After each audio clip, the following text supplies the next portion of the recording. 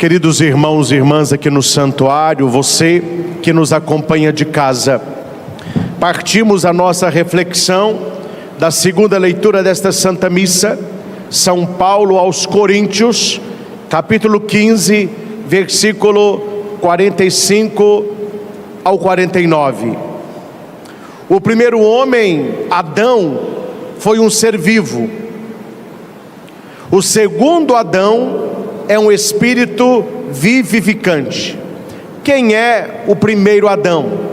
O Adão bíblico, do jardim do Éden, primeiro homem. Quem é o segundo Adão? Jesus Cristo. Quando Paulo coloca que Jesus é o segundo Adão, ele está mostrando que com a vinda de Cristo, Deus recria a humanidade. Por isso que nós somos dominicais, por isso que o domingo é o dia do Senhor, é o chamado oitavo dia, ou o primeiro grande dia, que é a mesma coisa. Quando eu falo que é o primeiro dia, é o primeiro dia da nova criação. Quando eu digo o oitavo dia, é o dia da ressurreição. Deus cria o mundo em 6 dias, descansa no 7º e o recria no 8º, o domingo pascal. Hoje tivemos aqui no santuário pela manhã a celebração do batismo, e nós temos aqui à minha direita, à esquerda de vocês, a pia batismal, que é um bojo. Ela lembra o útero da igreja, e através da água batismal vai gerando outros filhos. E liturgicamente, aquele bojo, como é o nosso, ele tem 8 lados, lembrando os 6 dias da criação, o 7º dia do descanso e o 8º dia da nova criação. A segunda leitura vai dizer no versículo 49: e como já refletimos, passado, a imagem do homem terrestre, assim também, futuro, refletiremos a imagem do homem celeste. Homem terrestre, primeiro Adão. Homem celeste, segundo Adão, Jesus Cristo. Aqui nós temos, meus irmãos, 2 modos de vida: o modo adâmico e o modo de Cristo. Quando eu falo de Adão, eu estou falando das coisas da terra. Quando eu falo de Jesus Cristo, o novo Adão, eu estou falando das coisas do céu. Quando eu falo de Adão, eu estou falando de uma vida ordinária, ou uma vida de rotina, uma vida natural.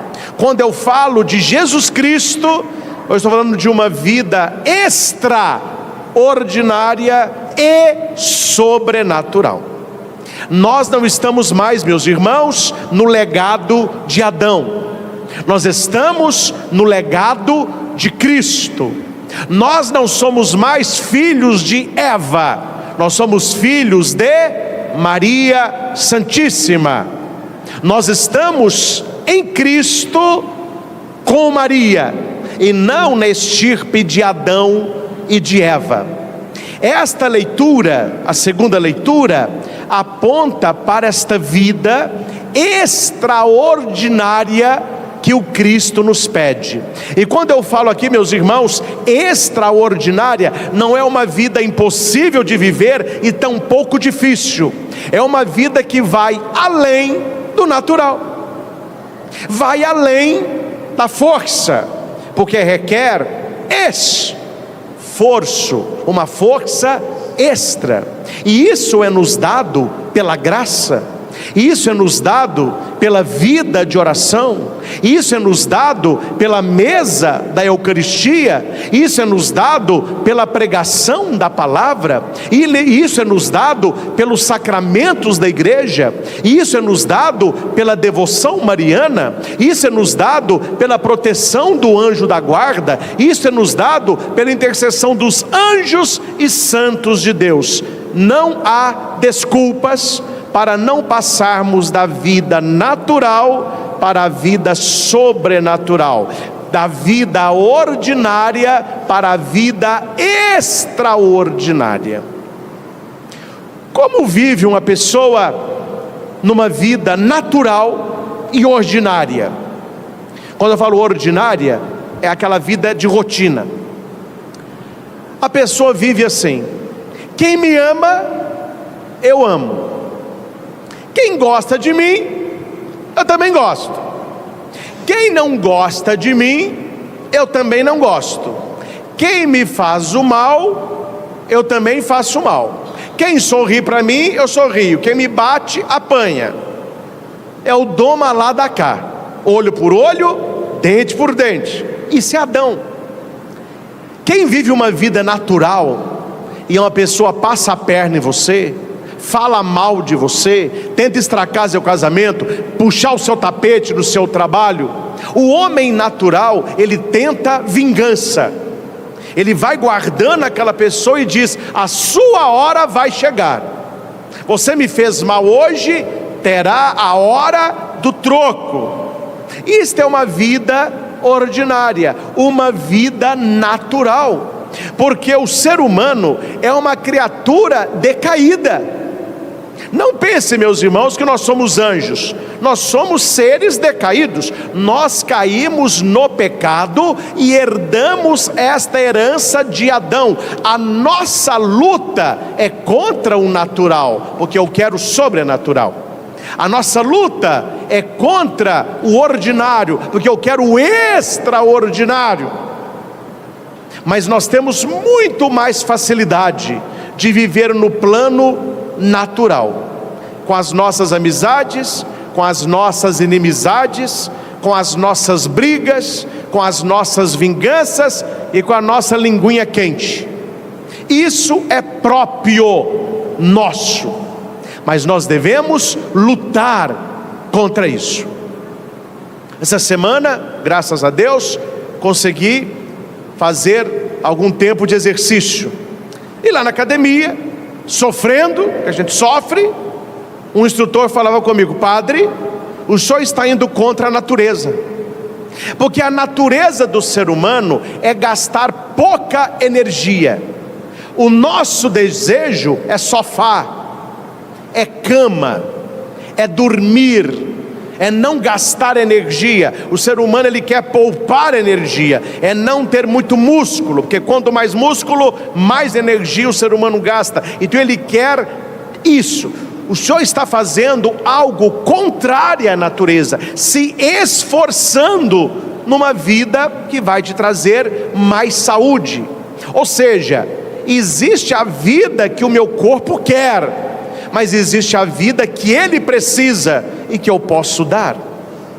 Existe a maneira como você está, e existe a maneira como você gostaria de ser. Então é preciso passar de uma para outra e não se contentar com coisas fáceis. Jesus não nos pede coisas fáceis, mas Ele nos pede coisas possíveis por causa dEle. Olhando, olho por olho, dente por dente. Mas quando você olha para Jesus, quando você coloca a lente de Cristo, quem fala isso maravilhosamente é o cardeal Cantalamessa, Raniero Cantalamessa. Ele diz que o homem adâmico, ele olha assim para o mundo, ó. O cristão, ele tem a lente. Qual que é a lente? Os valores de Cristo. Sem Cristo, eu e você vamos resolver do nosso jeito. Quando você coloca a lente de Cristo, entre você e eu, temos os valores do Evangelho. Aí eu já não ajo mais no plano natural, eu tenho que agir no plano sobrenatural. Alguém me fez mal, alguém me amaldiçoou, alguém puxou o meu tapete, alguém me fez chorar. Eu não vou agir com ele no modo ordinário, eu vou agir no modo extraordinário. Por causa da pessoa? Por causa do nosso inimigo? Não, por causa de nosso Senhor. Santa Teresa de Calcutá, Madre Teresa, estava com uma espátula raspando a perna de um leproso, tirando todas aquelas escaras, aquelas peles, sangue, pus. Passou uma pessoa, olhou para a Madre Teresa e disse assim: ah, Teresa, eu não faria isso nem por 1 milhão. E Teresa, sorrindo, respondeu: nem eu, nem eu. Ela fazia por causa do Senhor. Na década de 90, um médico de São Paulo teve a sua filha morta depois de um estupro. Ele estava no centro cirúrgico tirando a bala de um rapaz que fora alvejado pela polícia. E durante a cirurgia o chamou, a filha dele era a moça que tinha sido morta depois de um estupro. E foi informado que o autor tinha sido baleado. E quando mostram a foto, quem era? O rapaz que ele estava operando. Ele respira fundo, entra para a sala de cirurgia, faz a operação, salva o rapaz e depois vai chorar com a família. E eles perguntavam: como que você conseguiu, sabendo que era o algoz da sua filha? Ele disse: primeiro que eu sou cristão, eu estou em outro plano, e para que eu conseguisse separar aquele homem de um paciente, todas as vezes que eu olhava para o rosto dele, eu via o rosto de Cristo. Eu não salvei aquele homem porque ele merecia, porque o que ele merecia era morrer, mas eu salvei aquele homem não por causa dele, mas por causa do Deus que eu sirvo. Uma vida natural, o que a gente faria com um homem desse? Numa vida ordinária, o que um cara desse merece? Pelo menos ser operado sem anestesia, né?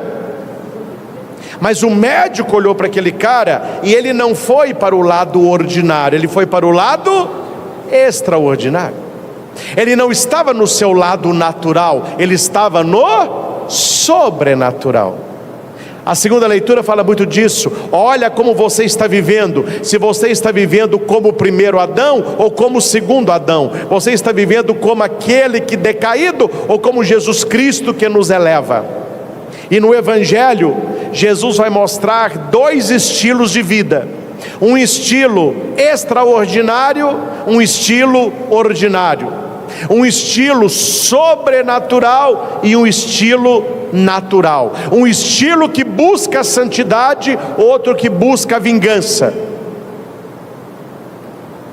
A vós que me escutais. Quem veio à missa semana passada e prestou atenção, você viu que no Evangelho Jesus por 3 vezes disse: ai de vós, ai de vós, ai de vós. Agora ele olha para nós e diz: a vós que me escutais. Jesus não está pregando para quem não crê, Jesus não está falando para quem não reza, Jesus não está falando para quem não está aqui. Há muitas pessoas que escolheram uma vida natural, uma vida ordinária, uma vida baseada na carne.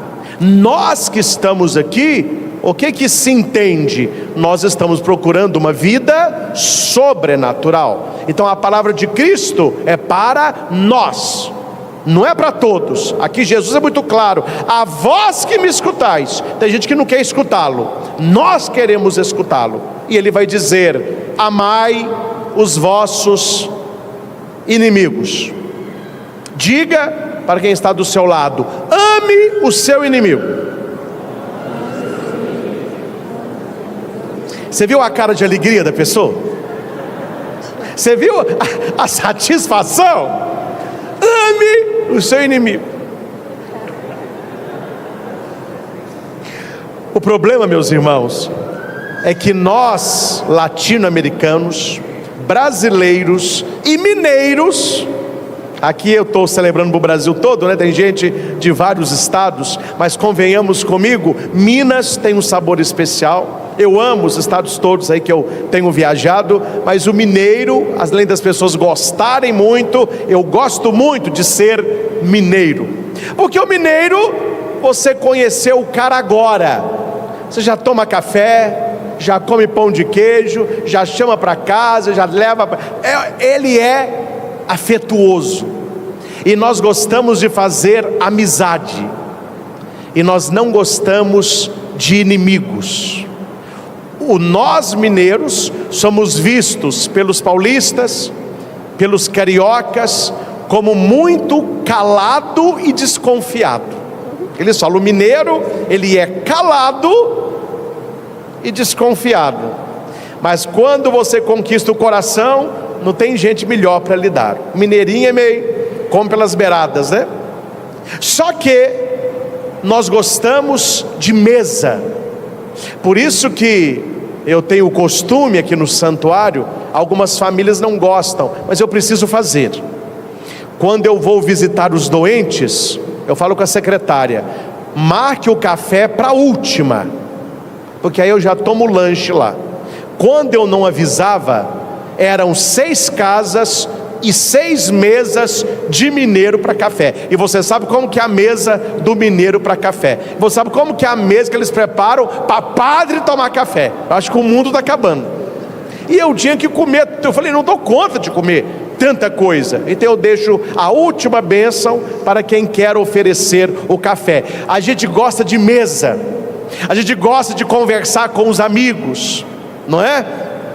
Durante o cerco de Jericó, eu tive a grata alegria de ter algumas famílias que acolheram os pregadores. Como foi boa aquelas noites, a gente conversando ao redor da mesa, com coisa gostosa, a família feliz. A gente gosta disso, a gente gosta de visitar o outro, a gente gosta de receber visita, a gente gosta de sair junto.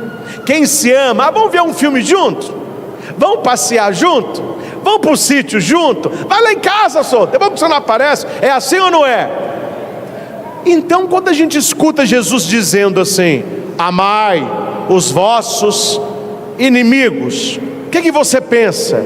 Que você vai ter que tratar o inimigo como você trata o amigo. Aí, meu filho, me desculpe, mas é dose para leão.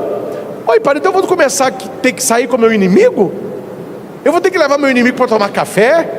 Eu vou ter que ir para a praia com meu inimigo? Eu vou ter que beijar meu inimigo? Não é isso, não é isso, porque para nós, amor é relacionamento. Quando Jesus fala amar os inimigos, é uma decisão sobrenatural que não envolve intimidade. Qual que é aquela placa que eu adoro, que fica atrás daqueles grandes caminhões? O que está escrito? Para evitar acidente. Para os inimigos, coloca essa placa: mantenha distância. Como está na primeira leitura, Davi estava na tenda de Saul. Saul era inimigo de Davi, já foram muito amigos, né? Era um em carne. Mas Davi começou a conquistar o povo. Davi se mostrou mais eficaz na batalha. Um dia, num banquete, Saul pega uma lança e joga em Davi.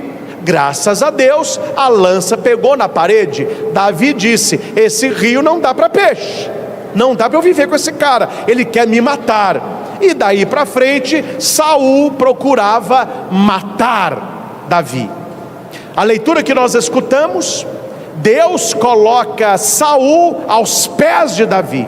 Saul está com 3.000 homens e com seu general Abner dormindo, e Deus colocou um sono profundo.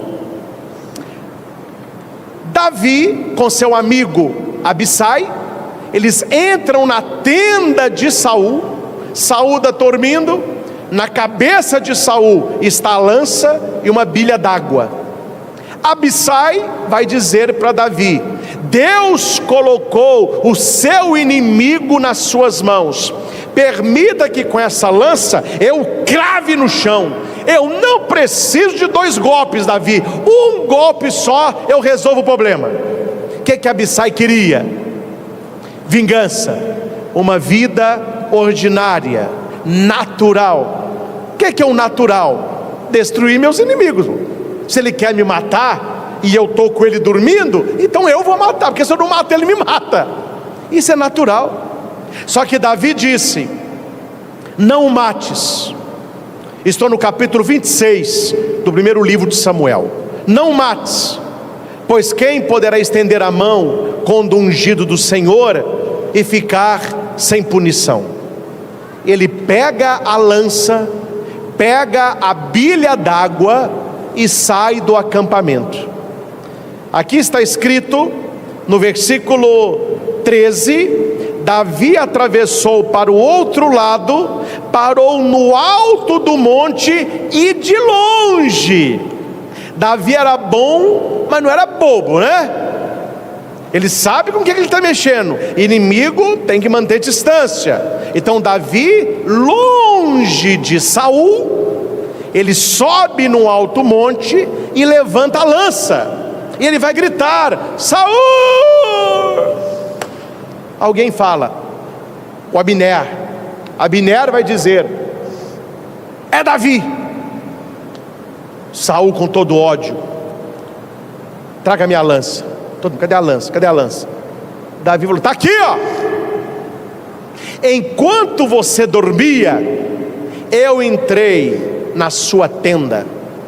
Eu podia ter te cravado no chão e você nem veria, mas eu não fiz. Eu poderia ter te feito mal e eu não fiz. Mande um soldado seu pegar a lança aqui. É para te provar, Saul, você quer o meu mal, mas eu não te quero mal. Abissai queria vingança. Davi estava num plano sobrenatural, de longe, mas ele conseguiu amar o seu inimigo, que era Saul.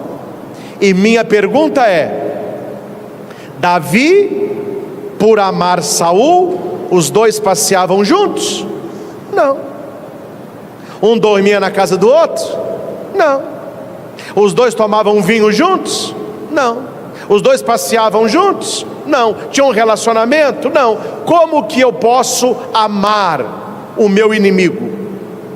Você, se tiver inimigos, pessoas que não gostem de você, como que a gente ama essas pessoas? Ô padre, o que a gente precisa para ter inimigo? Nascer. Meu filho, o mundo está complicado. Você nasceu, sabe o que você nasceu? Já tem gente que não gosta de você. E segundo, se você quer ter inimigos, seja adepto da verdade. Você começou a falar a verdade, os inimigos, eles se multiplicam. Como eu posso amar essas pessoas? Como eu posso amar aquele que me odeia, aquele que me amaldiçoa e aquele que me calunia? Atitudes naturais, ordinárias.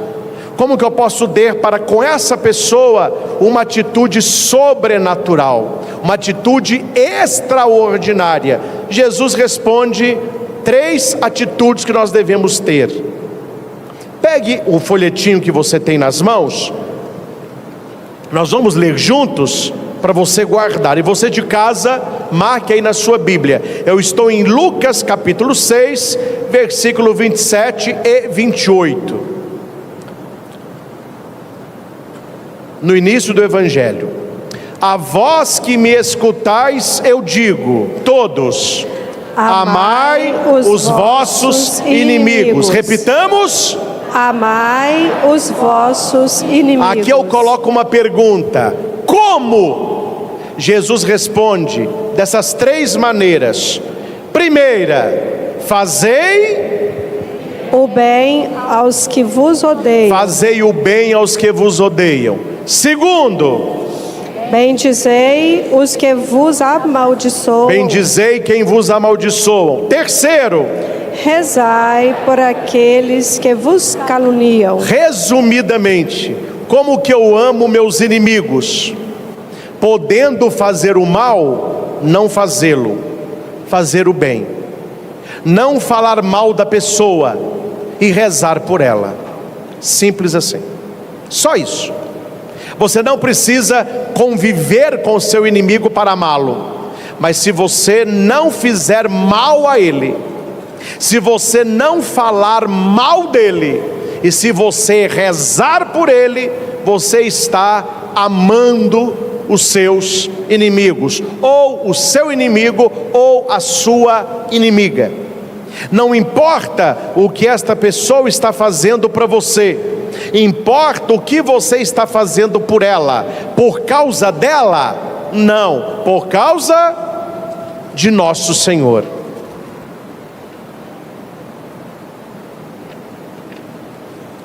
Versículo 31. Se você ama somente quem te ama, que recompensa você merece? Se você faz o bem para quem te faz o bem, que recompensa você merece? Se você empresta somente para quem você espera receber, que recompensa? Gente, isso é o natural é assim. Eu amo quem me ama, eu faço o bem para quem me faz o bem, e eu empresto para quem tem também alguma coisa para me emprestar. Isso é a vida natural, as pessoas vivem assim. Só que Jesus quer que nós tenhamos uma vida sobrenatural, por causa dele. Tem aquela música bonita: só por ti, Jesus, conhece, né? Quero me consumir como vela que queima no altar, só por ti. Se não for por Jesus, meu filho, prepara, a nossa vida vai ser uma brigaiada, uma cachorrada. É vingança para um lado, é vingança para o outro, é facada, é chute, é rabo de arraia, é tiro, é uma confusão. Mas quando você está numa vida sobrenatural, você vai dizer: não, quem age assim é Adão, eu estou com Cristo, porque eu quero receber esta grande recompensa.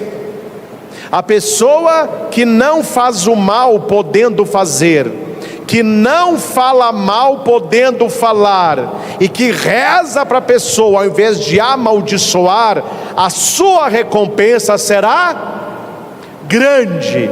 E diga alto: eu quero de Jesus a grande recompensa.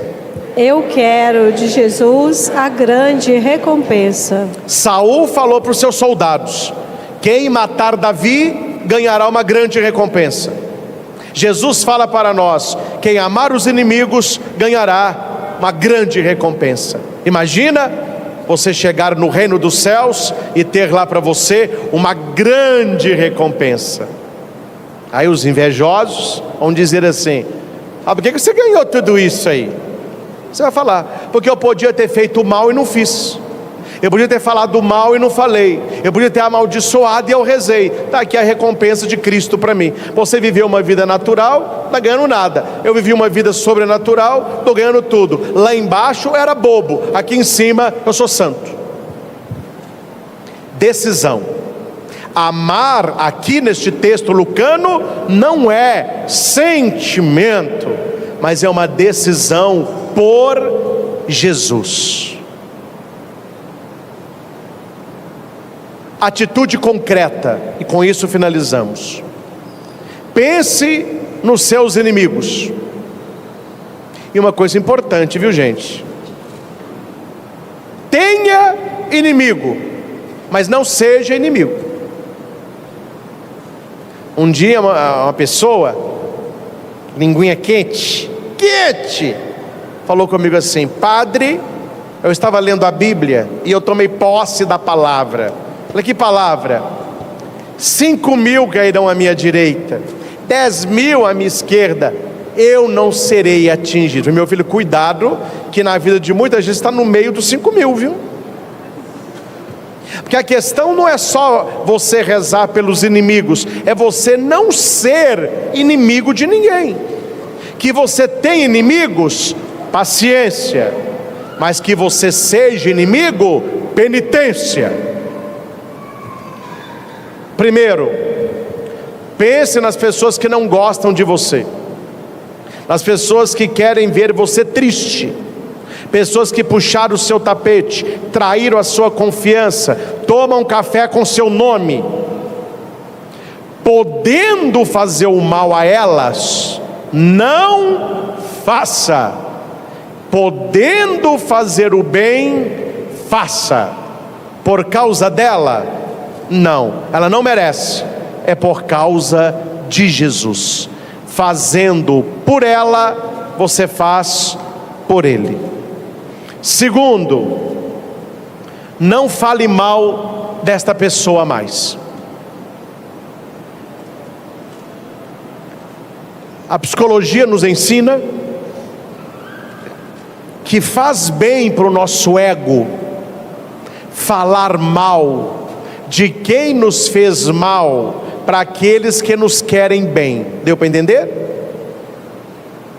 A gente se sente bem falando mal de quem nos faz mal para aqueles que nos querem bem. Isso acalenta. E eu não estou aqui, meus irmãos, falando de desabafo, falando que você está contando o que a pessoa te fez. Isso é necessário, senão você fica sofrendo sozinho, daqui a pouco você está com uma doença psicossomática aí. Eu estou falando em falar mal. O falar mal traz um desejo de vingança. Se você quer ser curado por Cristo, não mantenha o fogo aceso. A gente não apaga fogo jogando gasolina, não. Quando você ficar falando mal da pessoa e fala mal, e fala mal, e fala mal, a ferida só vai abrindo. Então, fale para Deus, reze por ela. Não fique falando mal dela, não. Quando você não fala da pessoa, você pode até rezar para Deus: oh meu Deus, que essa pessoa fale de mim o tanto que eu falo dela, que essa pessoa lembre de mim o tanto que eu lembro dela. Essa pessoa não vai nem lembrar que você existe, nem lembra dela mais. Segunda coisa que a gente precisa fazer para amar os inimigos: não ficar detonando a pessoa, não ficar falando mal. Ô padre, mas essa pessoa fica falando mal de mim, ela vai receber a recompensa dela. Você está plantando a sua. Não fale mal por causa da pessoa. Não, meu filho, que se for por causa dela, você vai descer a língua nela mesmo. Você não vai falar mal por causa do Senhor. E por último, reze por ela, todo dia, nem que seja uma Ave Maria. E eu vou te ensinar como que funciona. No início, você vai pensar assim: eu vou rezar agora uma Ave Maria para o meu inimigo. Você vai se notar isso. Só de você falar, eu vou rezar uma Ave Maria para o meu inimigo, vem a abrição de boca. Pesado. Aí você reza: Ave Maria, Ave Maria que demora, Santa Maria, para o meu inimigo. Mas vai rezando, vai rezando. A oração, ela começa aqui, ó, mas ela vai descendo. E quando você ver, você estará rezando para a pessoa daqui. E apesar de todo o mal que ela te fez, você não tem raiva dela, você tem misericórdia. Você saiu do plano natural, está no plano sobrenatural, agradando o coração de nosso Senhor. Isso é o mais importante. Meus irmãos, fica a lição para a nossa vida. Amar os nossos inimigos é não fazer mal, não falar mal e não desejar o mal. Não fazer, não falar, não desejar. Atitudes positivas: fazer o bem, se puder, destacar elogios, rezar pela pessoa. Um exercício que ajuda aqueles que desejam: contemple o crucifixo. Quando alguém te fizer muito mal, alguém te fizer chorar, alguém acabar com a sua paciência, alguém te fizer raiva, não há nada melhor do que você rezar perante o crucifixo. Coloque aí para o pessoal de casa, crucifixo. Aí você olha para Jesus crucificado, o segundo Adão, e você diz para ele assim: Senhor Jesus, o Senhor teria um machucado a menos se eu não tivesse cometido um pecado a mais. E o Senhor não me dá o que eu mereço. Eu mereço estar aí pregado, mas o Senhor morreu no meu lugar. Eu agradeço todo o teu amor por mim. Aí você pensa no que o seu pecado fez com Jesus. Aí você olha o que a pessoa fez com você. O que você fez com Jesus foi pior, e Ele te perdoou. Por que você não vai perdoar o seu irmão? Lembra daquele caso de dois homens que deviam? Um devia uma grande quantia a um que devia uma pequena quantia ao rei. Aquele que devia muito foi perdoado, mas ele não conseguiu perdoar quem devia pouco. Qual é o rei que nos perdoa? Jesus. Qual é a pequena quantia que eu não consigo perdoar? As atitudes dos meus inimigos. E como que termina o evangelho? Este cara é amarrado e jogado na prisão, vai ficar aí até pagar o último tostão. Não saiu nunca mais, era uma dívida impagável. Me respondam, meus irmãos, como que eu vou pagar? Como que você vai pagar o que Jesus fez por nós? E recebam a palavra, viu? Se todos nós fôssemos santos, só você fosse o pecador, a história seria a mesma. Foi por você, foi por mim. Ele larga 99 e vai buscar uma que se perdeu. Jesus é misericordioso, é misericordioso. Antes da missa, eu cheguei um pouquinho mais cedo, eu tenho atendido algumas pessoas. Hoje eu atendi a confissão de um acólito, né? Vou contar seus pecados não, meu filho, mas fez uma boa confissão. E depois da confissão, menino bom de Deus, a gente subia aqui para celebrar a missa. Eu falava com ele assim: a gente tem que buscar as coisas de Deus mesmo. Você pediu a confissão, o padre escutou, você está leve, recebeu o perdão. Veja como Deus nos trata. Padre, eu fiz isso. Eu te perdoo de todos os seus pecados. Deus sempre nos perdoa. Aí a pessoa faz uma coisa com a gente, eu tenho que me vingar. Saia do natural, meu filho, vá para o sobrenatural. É só olhar para Ele.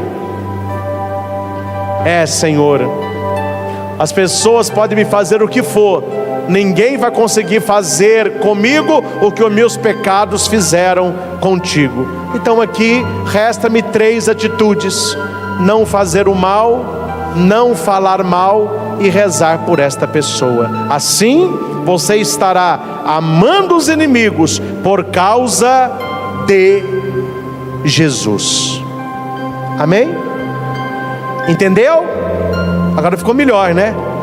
Amar o inimigo não é ter proximidade, mas é ter para com ele uma atitude que Cristo espera de cada um de nós. Convido você a fechar os seus olhos um instante. Você que está em casa, feche os seus olhos agora. E como ninguém consegue ler o seu pensamento, traga agora à sua mente, ao seu coração, as pessoas que te fizeram mal. Apresente para Jesus as pessoas que te odeiam, as pessoas que te amaldiçoam, as pessoas que te caluniam, as pessoas que falam mal de você, que querem fazer mal a você.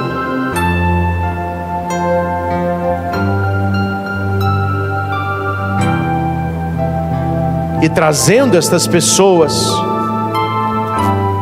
nós olhamos para Cristo crucificado e nós pedimos a Jesus: ajuda-me, Senhor, com a tua graça, com teu amor ágape, amor total, amor sacrificial. Ajuda-me, Jesus, a amar os meus inimigos. Ajuda-me, Senhor, a fazer o bem para aqueles que me odeiam, e podendo, jamais fazer o mal. Ajuda-me, Senhor, a falar bem das pessoas que me amaldiçoam, e podendo, nunca falar mal. E ajuda-me, Jesus, acima de tudo, a rezar pelas pessoas que me caluniam. É por ti, só por ti. Eu quero ser cada dia mais digno desta grande recompensa de ser um filho do Altíssimo. Eu não quero gastar a minha vida com vingança, como estava presente no coração de Abissai, o desejo de matar Saul, porque este queria matar Davi. Mas Davi, podendo fazer mal, ele escolhe fazer o bem. Ele poupou a vida de Saul. Podendo falar mal de Saul, Davi falou bem. Ele é ungido. E Davi ora por Saul, pedindo a mudança do seu coração. Nós não queremos ser imagens de Adão, mas sim, numa vida sobrenatural, ter as atitudes de Jesus. Espírito Santo, dom de Deus, encha o coração de todos aqueles que recebem agora esta palavra, porque aquilo que é impossível para os homens é possível para ti. Arranca do meu coração, Senhor, todo desejo de vingança, todo desejo de fazer o mal, de falar mal, de desejar o mal, e encha-me com atitudes cristãs, de paz, de verdade, de serenidade. Só por ti, Jesus, só por ti, eu quero me consumir como esta vela que queima no altar, me consumir de amor. Eu quero amar os inimigos não porque eles merecem, é porque o Senhor merece. Eu quero me consumir como esta vela, porque o Senhor merece. Eu quero fazer o bem a estas pessoas, porque o Senhor merece. Eu não quero falar mal delas por tua causa, Senhor, e por teu amor.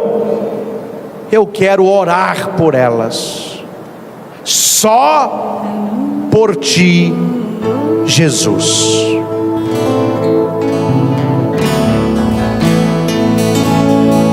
Só por ti, Jesus,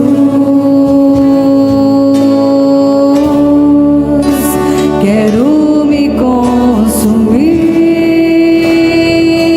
como vela que queima no altar, como vela que queima no altar, me consumir de amor, me consumir de amor. Canta de novo. Canta. Só por ti, Jesus. Só por ti, Jesus. Quero me consumir. Quero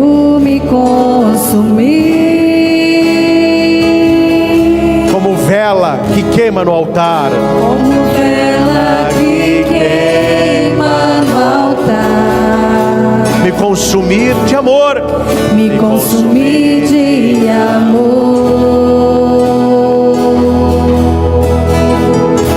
Porque Tu és o meu amparo, o meu refúgio, és a alegria de minha alma.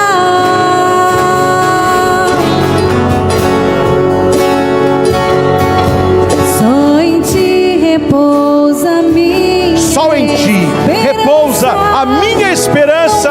Não vacilarei, nem mesmo na dor. nem mesmo na dor, Quero seguir amando os meus inimigos, até o fim, orando por eles. Pois tu és o meu amparo, o meu refúgio. pois tu és o meu amparo, o meu refúgio, és a alegria de minha alma.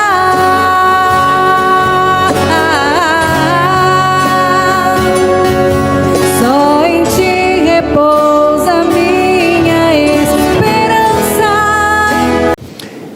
Meus caros irmãos e irmãs aqui no santuário, você que está conosco em casa e você que vai ouvir esta pregação depois que ela foi aqui realizada, nós estamos em Mateus capítulo 1, versículo 18 ao 24. Depois você leia Mateus 1, 18 ao 24. Mateus narra aqui como foi a origem de Jesus Cristo. Meus irmãos, todos os anos, este evangelho é nos trazido neste tempo do advento. Então a história de José com Maria, de Maria com José, penso já ser conhecida de todos. Farei uma pequena introdução apenas, talvez alguém ainda não a conheça, mas eu quero trabalhar com você este ano 5 pontos da vida de José que nós podemos trazer para a nossa vida, para facilitar a nossa caminhada espiritual e os nossos relacionamentos. José, um homem justo, a Bíblia diz, José, seu marido, era justo, ele age de uma maneira justa, e assim como ele agiu, nós podemos também agir. Nós sabemos que o casamento judaico, não é igual ao nosso. Para o judeu, o noivado já é casamento. Eles já são marido e mulher, só que eles não coabitam, então eles não moram na mesma casa. A primeira aliança foi feita, o juramento ali está consolidado, Maria já está prometida a José, ela será sua esposa, José será marido de Maria, então resolveu a questão. Este espaço entre a primeira etapa do casamento e entre o dia da festa, onde o marido vai desposar a sua esposa, é para 2 coisas: para que o pai da noiva prepare o dote, e para que o noivo, que no caso aqui já é marido, mas não moram na mesma casa, possa preparar a residência para o grande dia. Porque o nosso casamento é uma etapa só. Tem o namoro, o noivado e o casamento. Para o judeu, o noivado já é casamento. José já é marido de Maria, Maria já é esposa de José, mas eles não têm relação porque eles não moram na mesma casa. Então veja aqui, para você entender o início da leitura.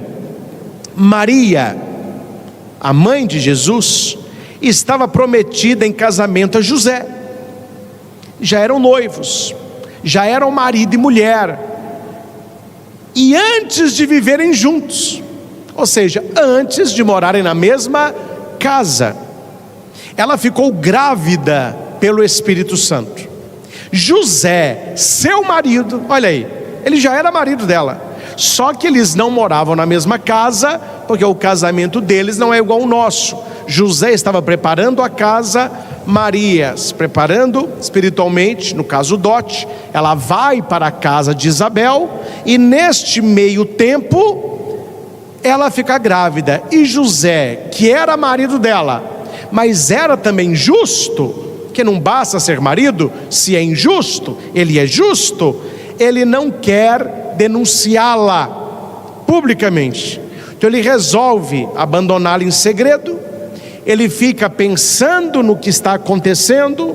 O anjo o visita e ele acorda. Uma devoção bonita hoje, muitos até têm, é de São José dormindo. Muitos têm até imagem de São José dormindo. A pessoa escreve lá o pedido, escreve lá a sua intenção e coloca debaixo de José.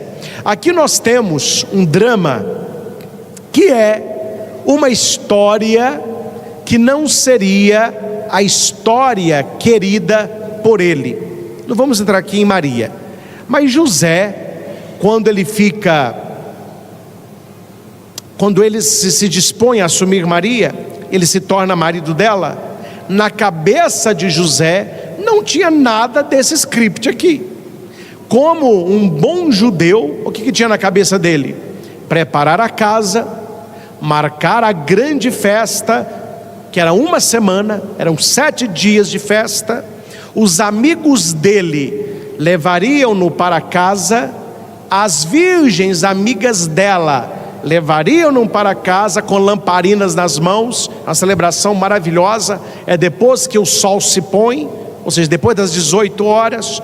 Eles teriam a primeira noite juntos, ele teria relação com ela, ele receberia a sandália de Joaquim, que é o Goel, que era seu casamento, levava uma, depois levava a outra. O lençol ficaria maculado, que é manchado de sangue pela primeira relação. Por isso Maria, imaculada, não manchada nem de sangue, tampouco pelo pecado. Mas este era o ritual. Na cabeça de José, a família dele, os filhos dele, ele queria ter muito filho, queria morar ali mesmo em Nazaré, tranquilo, sem grandes problemas na vida. Um sonho de todo bom judeu, frequentando lá o templo, fazendo lá os seus móveis, cuidando de Maria. Este era o sonho de São José. Tem uma história que é simples, porque é da catequese, mas que serve para José e para nós, quando as coisas não saem do nosso jeito. Tinha uma senhora que tinha apenas 2 galinhas, e cada galinha botava um ovo por dia. Ela comia um ovo e guardava um para vender. Então demoravam-se 12 dias para ela poder vender um pente de ovos. E ela falava com a menina: vá no mercado, venda este pente de ovos e traga o dinheiro, porque esse dinheiro é para o seu futuro. Só que aquela menininha era muito sonhadora, sonhava. Aí ela saiu de casa com os ovos e pensou assim: eu vou vender esses ovos e com o dinheiro eu vou comprar mais uma galinha. Aí eu vou poder vender de 6 em 6 dias. Com o dinheiro eu vou comprar outra galinha e vou comprar outra. Daqui a pouco é 1 dúzia por dia. E este dinheiro vai fazer eu comprar um vestido lindo para mim, para eu ir na festa à noite. Nesta festa à noite eu vou conhecer um belo rapaz. Ele vai se apaixonar por mim.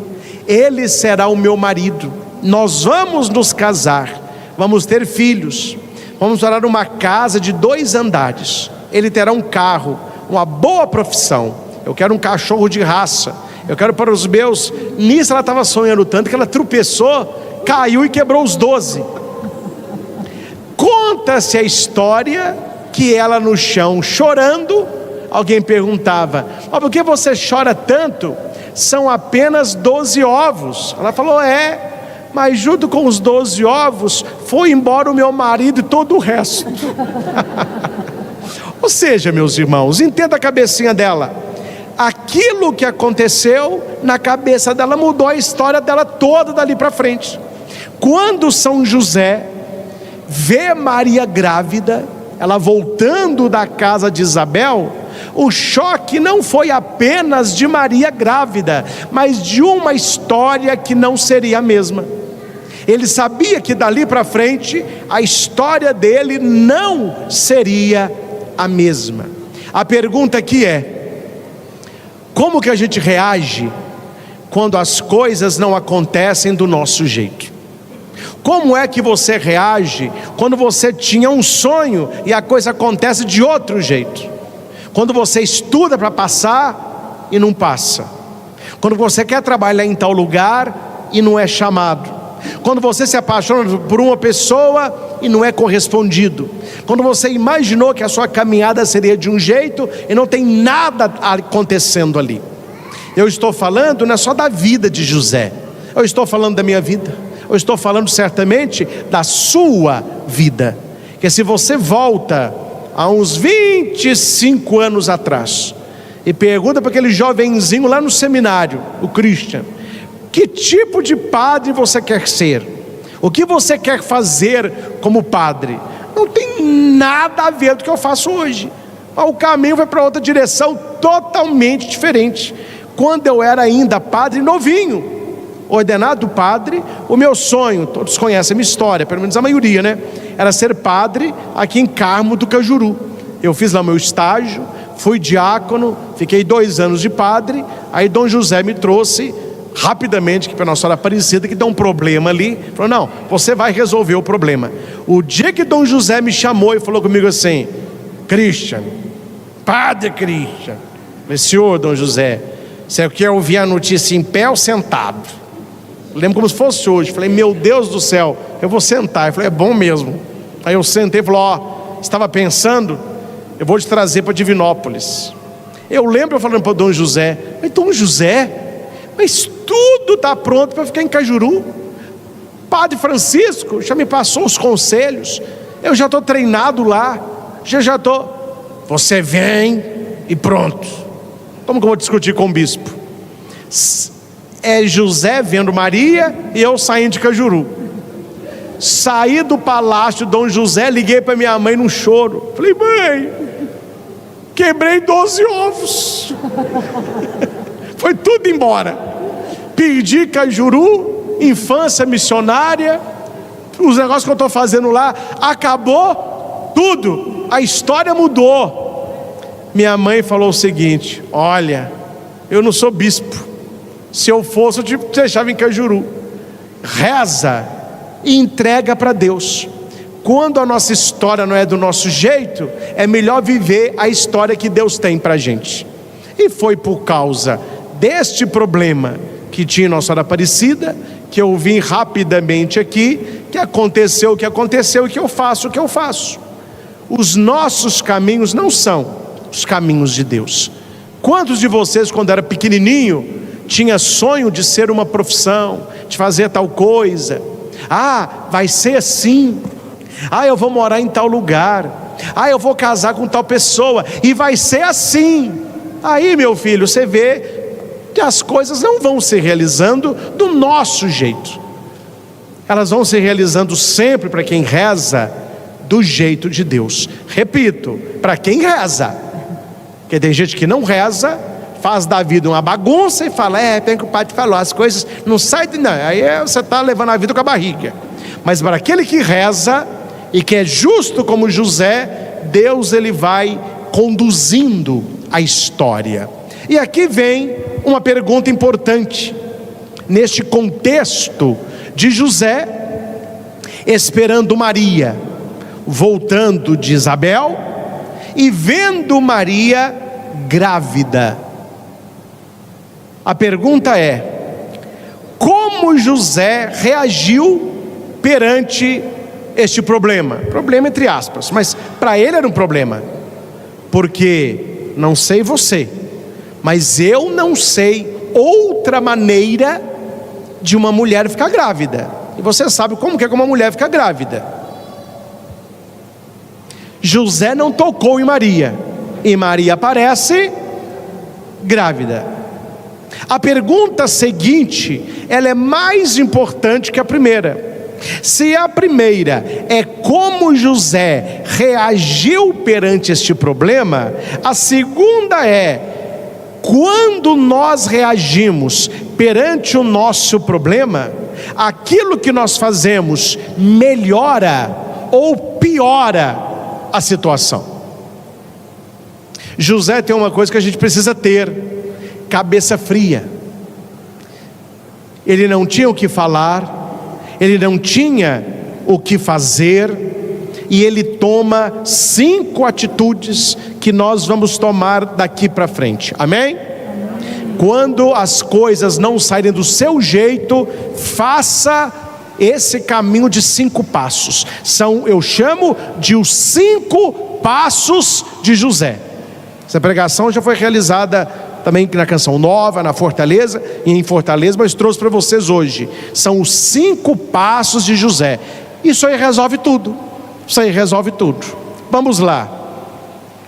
Primeiro passo: ele não queria denunciá-la. Segundo passo: ele abandonou Maria em segredo. Terceiro passo: ele ficou pensando naquilo que estava acontecendo. Terceiro passo: o anjo do Senhor o visita. Último passo: ele acorda do sonho. Se nós fizermos estes 5 passos, nós teremos uma vida mais feliz, mais abençoada e mais próspera. Então eu vou adaptar os passos de José à nossa vida hoje, 2000 anos depois de tudo isso, e funciona como nunca. Vamos aos passos para aprendermos com José a não piorar as situações que já não são boas. A situação já não é boa.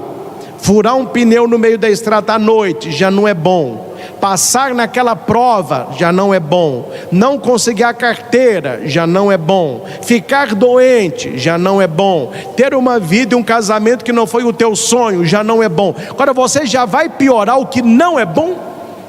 Você ainda vai piorar o que não está bom? Ou o que não está do seu jeito? Nós temos que tentar melhorar as coisas. E José fez uma sequência de atitudes que no final deu certo. Porque hoje você olha para São José e você diz assim: que história, que homem, que justo, que marido. E aqui para nós, São José não falou Maria falou 4 vezes na Bíblia só. Jesus falou muito. Maria 4. E José, você não tem nenhuma palavra de José. É o famoso entra mudo e sai calado. E José não falando nada, nós temos livros grossos só sobre São José. Porque não precisou falar. A atitude de José nesses 5 passos mostrou o homem que ele era. O que significa, meus irmãos? Não querendo denunciá-la. É que você retire da sua vida tudo aquilo que você pode fazer para prejudicar alguém. Tudo aquilo que você poderia falar para manchar a reputação da outra pessoa. Tudo aquilo que você poderia dizer para atrapalhar o caminho daquela pessoa. Porque o nosso ponto fraco, e eu noto isso, o ponto fraco da vida de muitas pessoas que rezam, que vão à missa, que estão procurando uma vida de santidade, é a língua. A pessoa não cai em muita coisa, mas na língua ela tropeça sem parar. Língua grande, né? A língua é grande, aí você tropeça na língua, porque você está pisando na ponta. Leia Tiago 3. Ele vai dizer: um homem que não tropeça no falar é um bem-aventurado, e ele vai dominar o seu corpo todo. Mas um homem indomável na língua, ele está marcado por uma peçonha mortal. Não se domina a língua. Imagine se José fosse linguarudo. Imagina se José fosse da geração de alguns homens hoje da geração mimimi. Ainda bem que não tinha internet, porque ia para a internet chorar.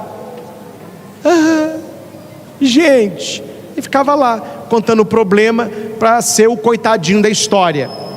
Primeira coisa que José me ensina: você está com problema, você está passando uma situação difícil, você se decepcionou com alguém, aquilo não é do seu agrado, desculpa a franqueza, cala a tua boca, para de falar. Nós falamos demais, rendemos assunto, comentamos, apontamos. Eu não sei uma geração que fala tanto como a nossa.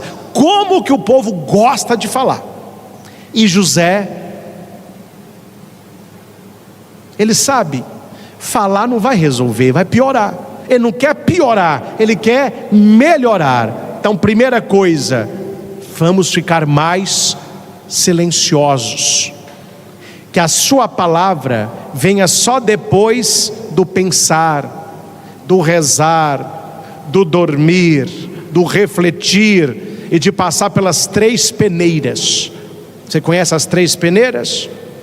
Havia um monge jovem que era um bom monge, mas uma linguinha quente. Aí no mosteiro ele ficava só no leve trás. Aí o abade disse, abade é o responsável dos monges, né? É um rapaz muito bom, vai ser um excelente monge, mas a língua dele é a fraqueza dele. Aí ele chamou, falou: olha, vem aqui, meu jovem, eu sei que você é um bom monge, mas você anda movimentando a língua demais. Então eu vou te falar o seguinte: antes de você falar qualquer coisa daqui para frente, você vai levar essas 3 peneiras aqui. Deu para ele 3 peneiras, você vai carregá-la debaixo do braço. Antes de você falar alguma coisa, leia o que está na peneira. No final, se passar nas 3, você fala. Se não passar pelo menos em uma, você não fala. Tá bom. Gente, não demorou não. 3 dias depois, os outros monges estavam comentando entre si: mas o que o abade fez? Ele mudou da água para o vinho. Então o rapaz agora é muito melhor, parou de ficar nesse leve trás, todo mundo agora quer ficar com ele, antes todo mundo corria. O que ele fez? Aí perguntaram para ele: você mudou muito rápido. Ele falou assim: espera aí, ele deu as 3, aí eu posso falar. É porque o monge está me educando. Mas como que ele fez? Ele me deu 3 peneiras. Tudo que eu faço, que eu vou falar, tem que passar nas 3 primeiras. Passou nas 3 eu falo. Agarrou numa só eu não falo. Por que está escrito na peneira? A primeira peneira: é verdade? Primeira é essa: é verdade? Talvez eu falar: eu não sei. Então já agarrou na primeira, mas nem nas outras 2. Não, é verdade. Então é verdade. Então eu passo para a segunda peneira. Tem necessidade de falar? Necessidade não. Agarrou na segunda. Não, tem. Passou na segunda. Terceira peneira: se alguém falasse isso de você, você gostaria? Aí não. Agarrou na terceira. Ele falou: é por isso que eu tenho falado muito pouco. Passou, meu filho, poucas horas, estavam os monges todos no abade. Me arruma 3 peneiras aí. Meus irmãos, se a gente antes de falar pensa assim: isso é verdade? Tem necessidade? E isso eu gostaria que falassem de mim? É a caridade. Verdade, necessidade, caridade. Se você começar a dar uma peneirada, meu filho, a gente vai ficar igual São José, não fala quase nada. Uma vez eu fiz uma homilia mais firme lá em Nossa Senhora Aparecida, por causa da linguinha de uns lá. Isso tem muito tempo. Missa da família. Depois da missa da família, eu ia para uma barraquinha, na época tinha, né? Assinar CD e tirar foto com o povo. Aí veio uma senhora com um olho e falou comigo assim: eu adoro missa da família, mas hoje eu não gostei. E falou firme. Eu falei, mas qual que foi o problema? Porque você não pode comentar nada, não pode falar do que eu vejo, não pode falar de quem está errado, eu não tenho assunto. O que ela testou? Era uma bruta de uma fofoqueira. A hora que eu falei, olha, você não pode falar mal da vida do outro, se é mentira não diga, você não quer que fale de você, é essa história que eu contei, você não quer que fale de você, não diga. A mulher veio no tamanco, então eu não vou falar nada.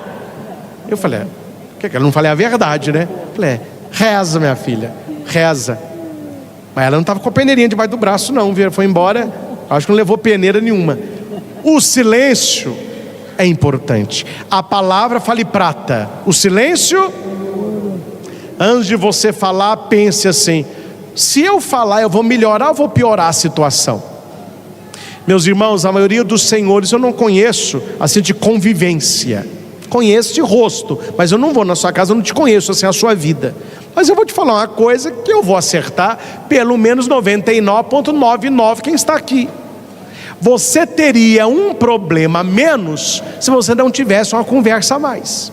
Se naquela hora você tivesse ficado calado, você não estaria enfrentando o problema que você enfrenta hoje. E outra, é um problema que não se resolve, porque você falou de um lado, o outro lado está falando do outro e não para. Porque a fala é igual madeira no fogo, não vai apagar. José, a primeira coisa, não querendo denunciá-la, senão ela seria apedrejada. O silêncio de José. A gente fala muito do silêncio de Maria, mas aqui está o silêncio de José. Ó padre, então se eu ficar calado resolveu? Não, são 5 passos, está no primeiro. Vamos para o segundo passo.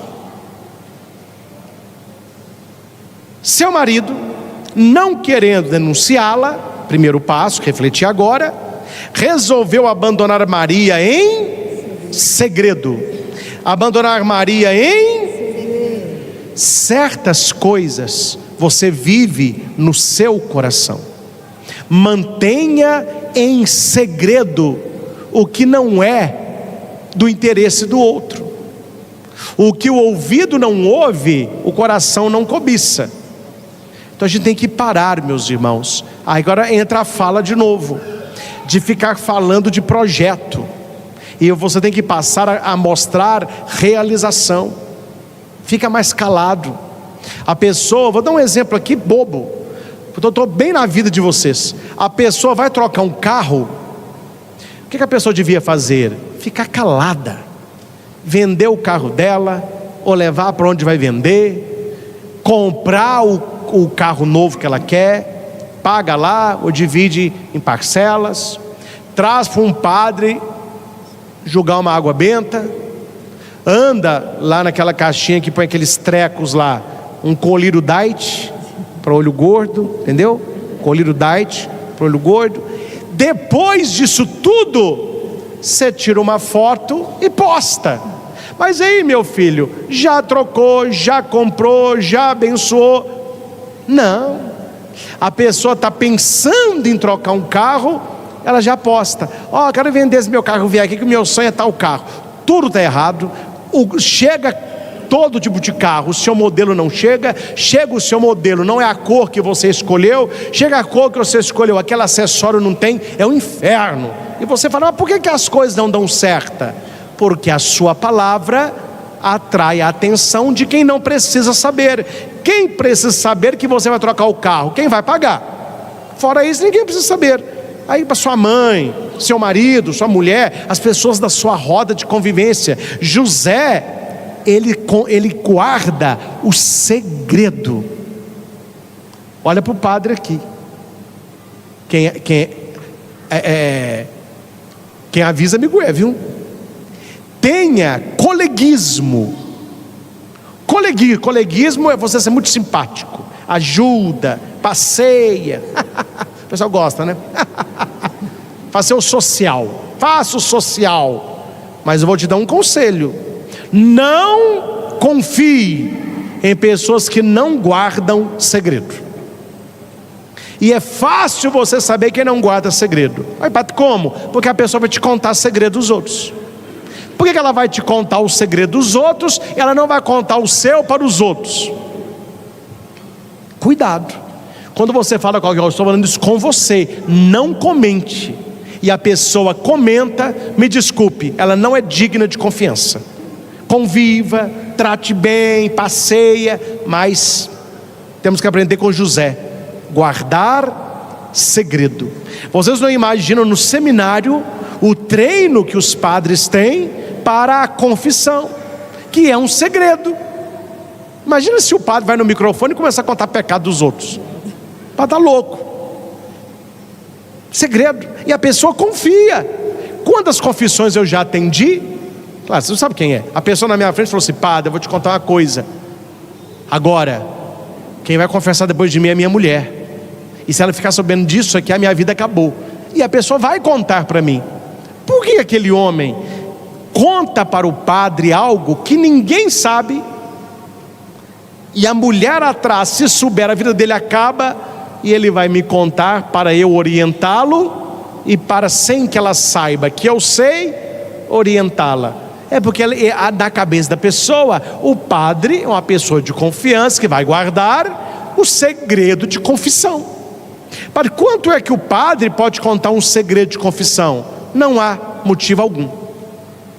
Nos Estados Unidos, um cara matou um imigrante lá, só que prenderam outro, e naquela confusão toda, o cara quase que foi condenado à morte. O padre atendeu a confissão do assassino, e o assassino disse para ele: fui eu. Está arrependido? Estou arrependido. Então você vai lá na delegacia, lá na cadeia, vai falar que foi você, vai trocar de lugar. O inocente sai, você vai morrer. Falou: isso eu não vou fazer não. Então você não vai ser perdoado, porque eu não posso perdoar você por outro crime. Como que será aqui da frente, daqui para frente? O padre diz para ele: é a sua consciência. E o senhor? Por ser segredo de confissão. Qual foi o final da história?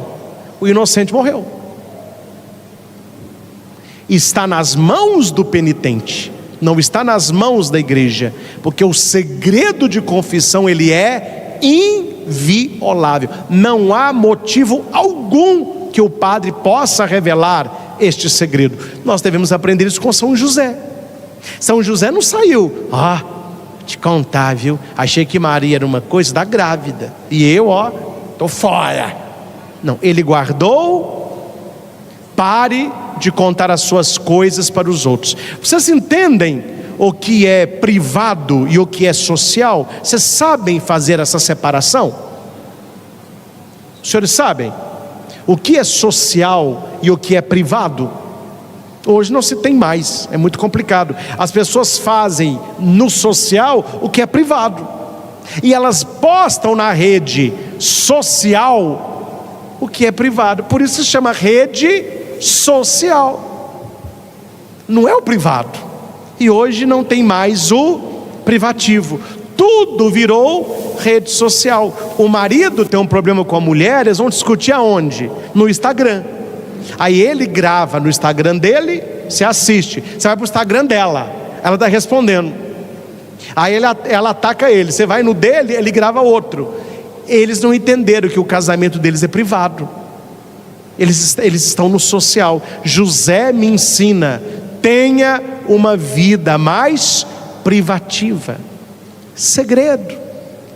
Terceiro ponto: José, enquanto José pensava nisso.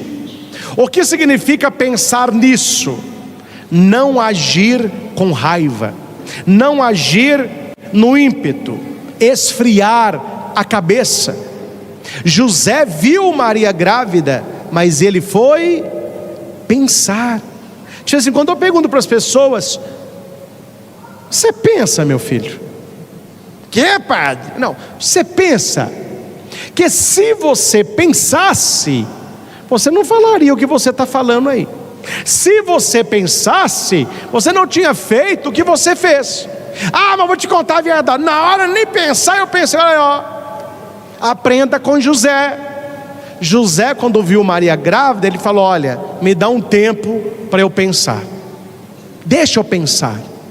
Seu pai e sua mãe te contrariou, não fica quebrando a casa toda não.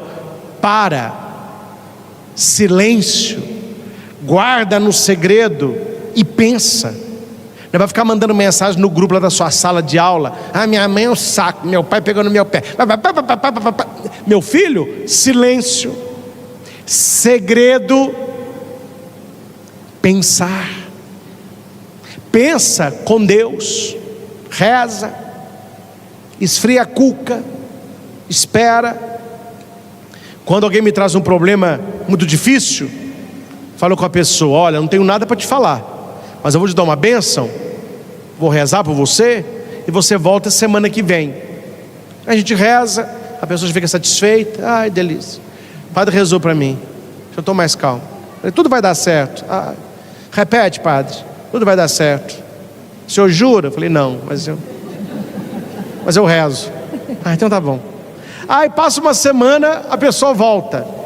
Toda vez a pessoa volta com a carinha melhor, mais animadinha, porque uma semana é muita água a passar debaixo da ponte. E eu falo com a pessoa: olha, até você voltar, eu posso pedir uma coisa? Pode, padre. Fique em silêncio, guarda essa situação no seu coração, fique pensando nisso. Vou te falar agora do anjo, que é buscar uma ajuda de Deus. Quando você voltar daqui uma semana, nós vamos ver o que a gente faz. É o acordar de José. Meu filho, uma semana que ela ficou mais calada e pensando, ela vê a situação de uma outra maneira. A gente tem que esperar. A gente não quer esperar, tem que esperar, né? Então São José, ele não quer acabar com a imagem de Maria. Ele é o homem do segredo, do silêncio. Ele fica pensando naquilo. Enquanto ele pensava naquilo, um anjo apareceu para ajudá-lo a esclarecer a situação. José sabia? Não. Quem é que esclareceu? O anjo. O que significa aqui o anjo? Você precisa, numa situação difícil, procurar ajuda de pessoas que te levem a Deus. O que apareceu para José não foi um demônio, foi um anjo.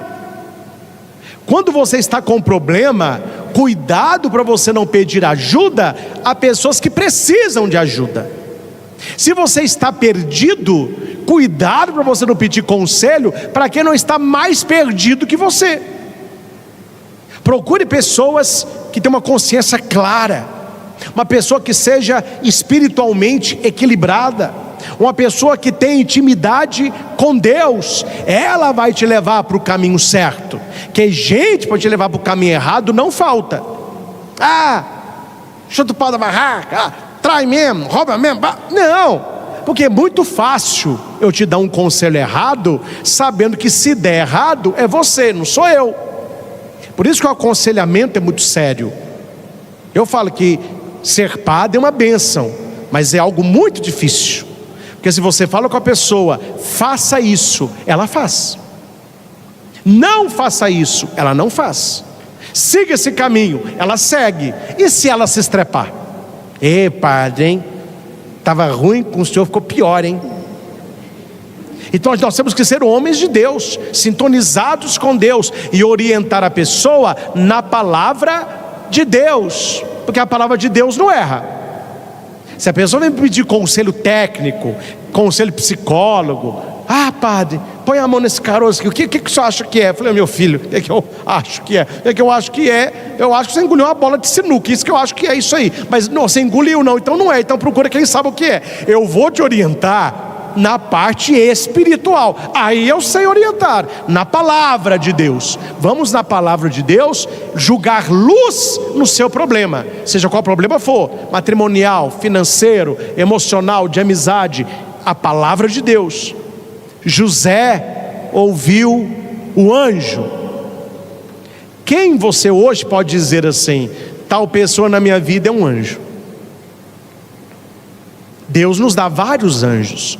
Esses pode te ajudar nesse momento. Não é para contar para todo mundo, para pedir ajuda a esse anjo.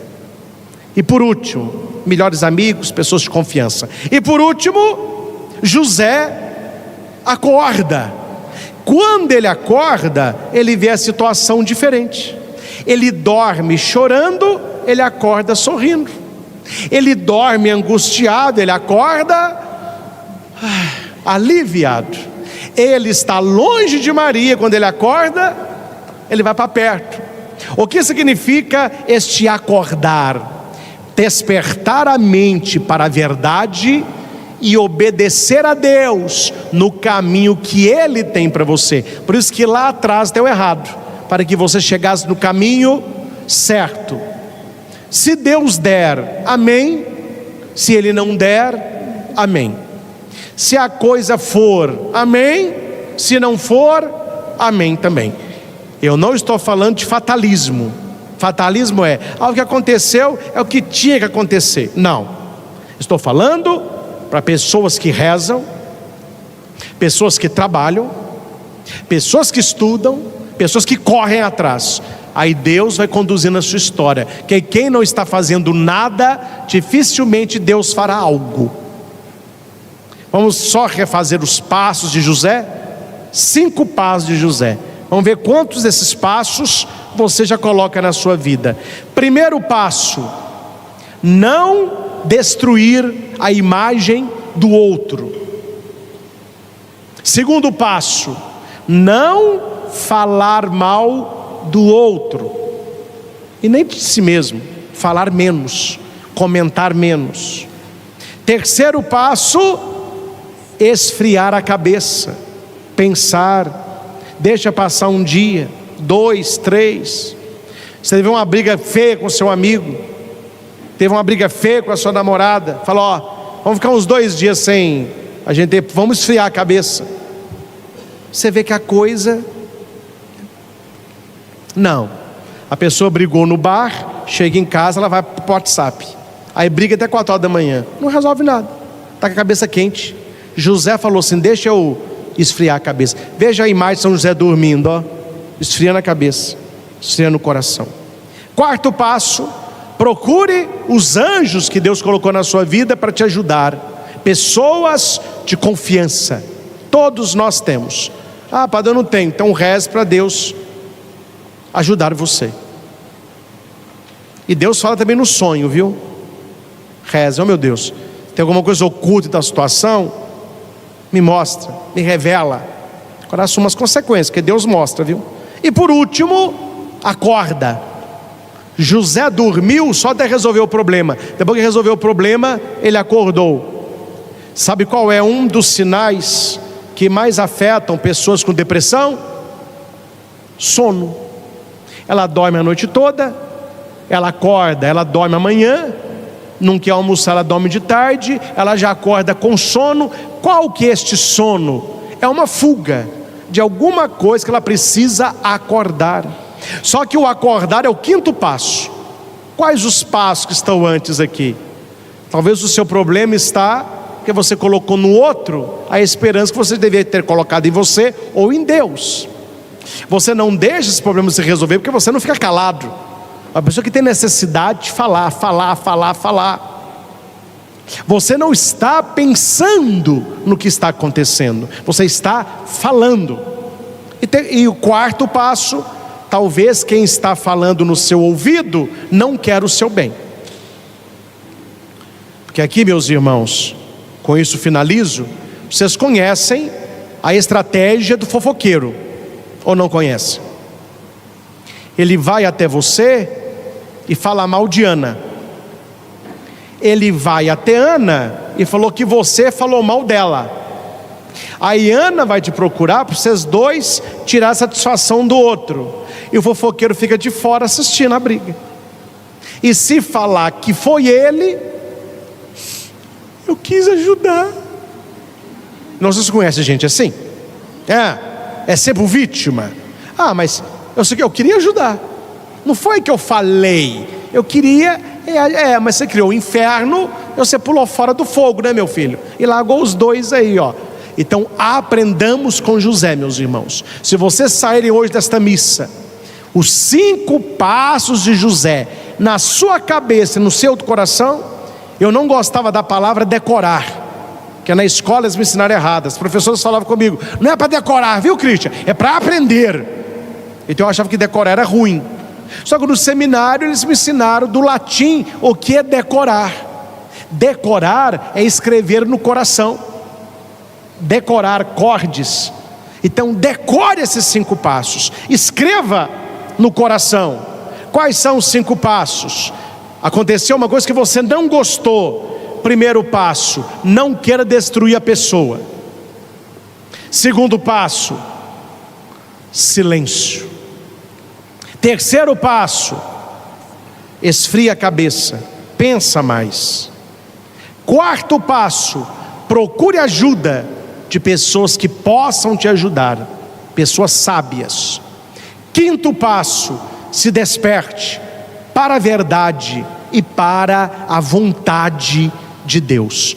É por isso que mesmo a história de José, não sendo a história que José queria, José foi um homem plenamente feliz, plenamente realizado, plenamente de Deus. E foi tão pai do menino, mas tão pai, que quando o menino Jesus era adolescente, com 12 anos, Maria disse: Jesus, por que fizeste isso comigo e com teu pai? Nós te procurávamos.